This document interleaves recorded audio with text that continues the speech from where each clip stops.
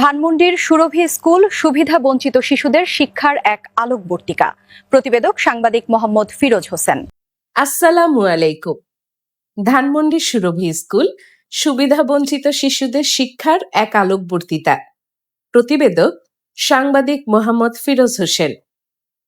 1979 সালের 1 ফেব্রুয়ারি রাজধানী ঢাকার ধানমন্ডিতে সমাজসেবী সৈয়দা ইকবাল মান্দ-বানু নিজের উদ্যোগে ও অর্থায়নে শুরু করেন সুরভি। তখনকার দিনে শহরের অনেক শিশু গৃহকর্মে নিযুক্ত থাকলেও তাদের শিক্ষার কোনো সুযোগ ছিল না। এই বাস্তবতা ওনাকে গভীরভাবে ভাবিয়ে তোলে।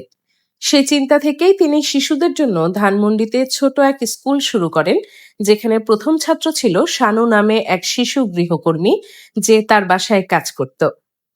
শুরুটা সহজ ছিল না। শিশুরা যাতে পড়াশোনা করতে পারে সেজন্য ওনাকে বাড়ি বাড়ি গিয়ে বোঝাতে হতো। নানা সামাজিক বাধা অতিক্রম করেই ধীরে ধীরে এগিয়ে যায় সুরভির পথে চলা। বছরের পর বছর সুরভি শুধু একটি স্কুল হিসেবে সীমাবদ্ধ থাকেনি। এটি পরিণত হয়েছে একটি স্বেচ্ছাসেবী উন্নয়ন সংস্থায়, যা সুবিধা বঞ্চিত শিশু কিশোরদের শিক্ষা, দক্ষতা উন্নয়ন এবং সামাজিক বিকাশে কাজ করে যাচ্ছে।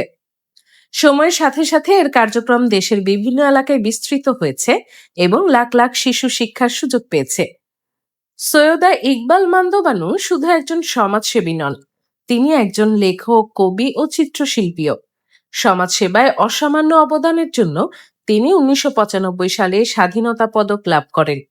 তার এই দীর্ঘদিনের মানবিক উদ্যোগ বাংলাদেশের সুবিধা বঞ্চিত শিশুদের শিক্ষার ক্ষেত্রে একটি গুরুত্বপূর্ণ দৃষ্টান্ত হিসেবে বিবেচিত।